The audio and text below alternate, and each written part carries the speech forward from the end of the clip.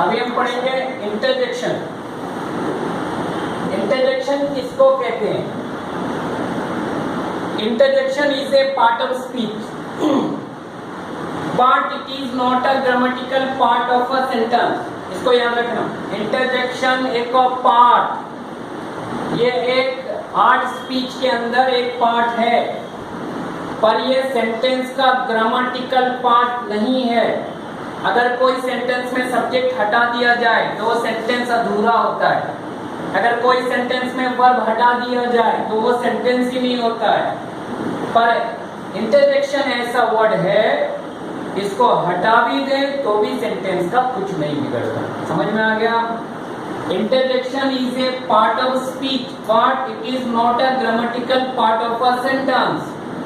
If we remove it, the sentence is or the sentence does not have any problem in making or structure or pattern. Clear हो गए? तो कभी भी हम जानेंगे interjection, जब भी हम लिखेंगे कभी एक पंक्चुएशन मार्क देंगे, एक सिंबल देना है, चाहे एक्सक्लेमेशन हो चाहे कॉमा।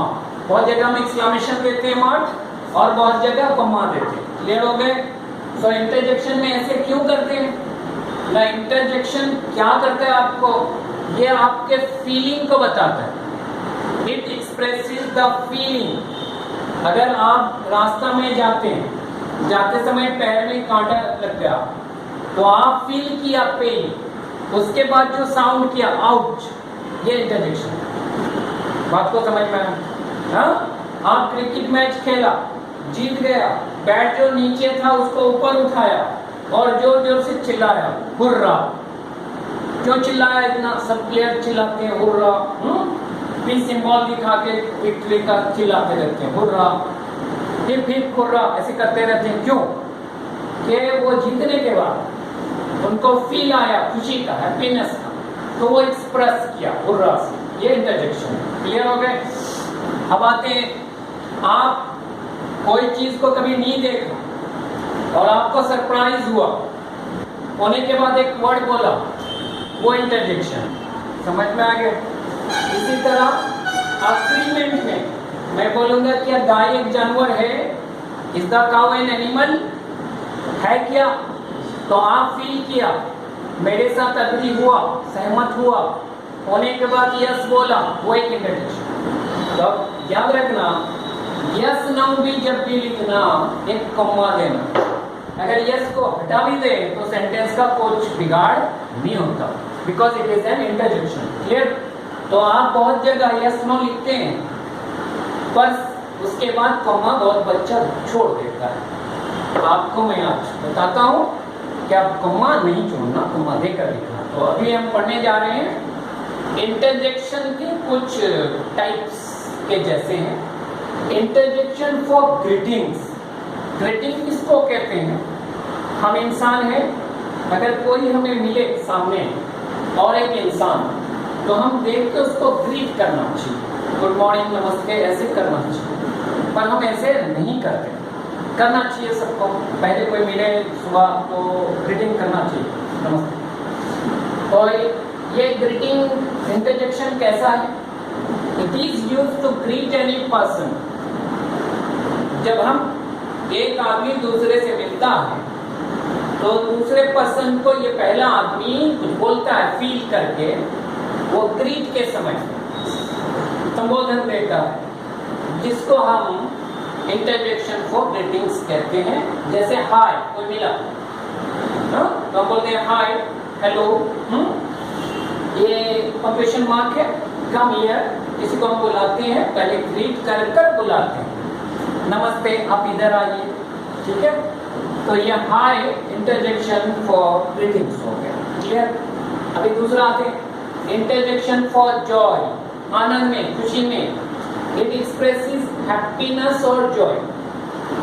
आप खुश हुआ, महसूस हुआ खुशी का, उसके बाद जो वर्ड बोला, एक्सप्रेस किया, वो इंटरजेक्शन फॉर जॉय है। Wow, the bird is so beautiful. एक बर्ड को देखा, बहुत सुंदर है, आप खुश हुआ, फील किया खुशी और बोला वाओ, ये एक इंटरजेक्शन है और इंटरजेक्शन फॉर जॉय, ठीक है, आनंद में नहीं। नेक्स्ट इंटरजेक्शन फॉर सरप्राइज, आश्चर्य में। It expresses an intense sense of surprise of the happening of something, कुछ चीज कुछ घटना घटा देखकर आपका इंटेंशन आइडिया एक ताज्जुब वाला सेंस लाया, आपने कभी देखा नहीं था या देखा तो ताज्जुब हुआ, उस जगह में आप एक एक्सप्रेस किया वर्ड, जैसे हम यहाँ लिखे औ what a hot and humid today. आप कभी इतना गर्मी महसूस नहीं किया, पहली बार बहुत गर्म लगा तो आप बोला कितना आज गर्म लग रहा है, ताज्जुब से बोल रहा है, औ एक्सक्लेमेशन है, what a hot and humid today, यहाँ भी एक्सक्लेमेशन है। तो सरप्राइज में भी हम जो वर्ड यूज करते हैं वो भी इंटरजेक्शन है। अब आते हैं इंटरजेक्शन फॉर ग्रीफ और पेन। ग्रीफ का मतलब दुख है, तकलीफ है, pain. It expresses an intense sense of grief और pain in any unfortunate event. कोई दुर्घटना हुआ, दुर्भाग्यपूर्ण एक्सीडेंट हो गया रास्ता में किसी का, तो हम देखकर भी दुखी होते हैं, फील करते हैं एक्सप्रेशन। तो आप जाते समय गिर गए, गिरने के बाद क्या हमेशा जाते जाते गिरते हैं? अनफॉर्चुनेटली गिर गए दुर्भाग्यपूर्ण से, तो आप एक साउंड निकाल, आउच। ये इंटरजेक्शन ऑफ ग्रीफ है, तकलीफ में होता है, आई फॉलन डाउन, गिर गया। अब आते हैं इंटरजेक्शन फॉर अप्रूवल। कोई व्यक्ति एक अच्छा काम करे, आपको महसूस होने के बाद जो बात बोलता है अप्रूव में, उसको हम कहते हैं interjection for approval. It expresses an intense approval of something that has awkward. कोई घटना घटा, जैसे सचिन तेंदुलकर क्रिकेट खेल रहे थे, आप देख रहे थे, तो वो एक विकेट बॉलिंग देखकर एक विकेट लिया, ठीक है, बैट्समैन को बाउल कर दिए, तो आप खुश हुए, होने के बाद अप्रूवल दिया, हाँ वो जो काम किया है अच्छा काम, तो लिखते हैं bravo, Sachin has taken a wicket. Bravo कब लगता है? अप्रूवल, ठीक है। कोई बच्चा अगर रेस जीतता है तो हम कहते हैं bravo, he has won the race. Clear हो गए?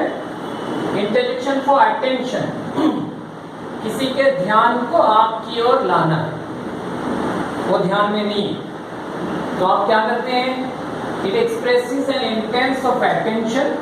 ये आपके मकसद को, उसके इंटेंशन को आपके पास लाने का है, अटेंशन को, तो उस वक्त आप ये वर्ड बोलते हैं। जैसे कोई आप पर ध्यान नहीं दे रहा है, कुछ आप काम कर रहे हैं साथ में, तो आप बोलते हैं हे लुक एट मी, मुझे देखिए।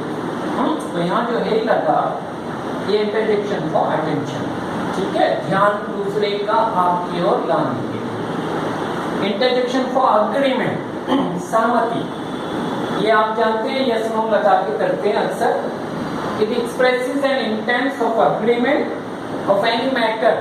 कोई घटना आप बोले, अगर ये सच है या झूठ है, तो सामने वाला यस और नो बोलता है, यहाँ भी उस पर एग्री होते हैं, नहीं एग्री होते हैं। जैसे अगर कोई पूछे is the cow an animal, पूछने वाला पूछ रहा है गाय एक जानवर है क्या, उसका मतलब वो पूछ रहा है, मैं समझ रहा हूँ गाय एक जानवर है, आप मेरे साथ सहमत हैं क्या? अगर हैं तो आप बोलेंगे यस, नहीं है तो नो। तो गाय एक जानवर है, सब सहमत हैं, तो हम लिखते हैं यस। तो यस एक इंटरजेक्शन ऑफ अग्रीमेंट है। इसके बाद कोमा देना, तो काउ इज एन एनिमल। अभी हम समझेंगे कि इंटरजेक्शन एक सेंटेंस का ग्रामेटिकल पार्ट नहीं है। अगर इसको हटा दें, सेंटेंस का कोई स्ट्रक्चर में गड़बड़ नहीं। दो चीज याद रखना, इंटेंशन होना चाहिए और कोई चीज फील कर एक्सप्रेस हो, वो इंटरजेक्शन है। इंटरजेक्ट से इंटरजेक्शन हुआ।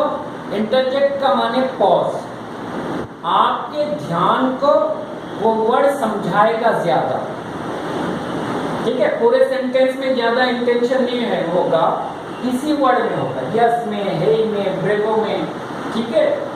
और यहाँ पे आउट, आउट, वाउ, आई, इसलिए हम वहाँ पे हमें पंक्चुएशन मार्क देते हैं, सामने वाला उसको ध्यान, आपका टेंशन वहाँ नहीं, समझ में आ गई?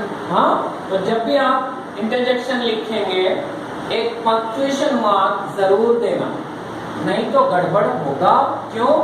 ये सेंटेंस का ग्रामेटिकल पार्ट नहीं है और ये वर्ड ही आपका इंटेंशन को समझाएगा ज्यादा, इसीलिए आप पंक्चुएशन मार्क याद रखें। समझ में? धन्यवाद।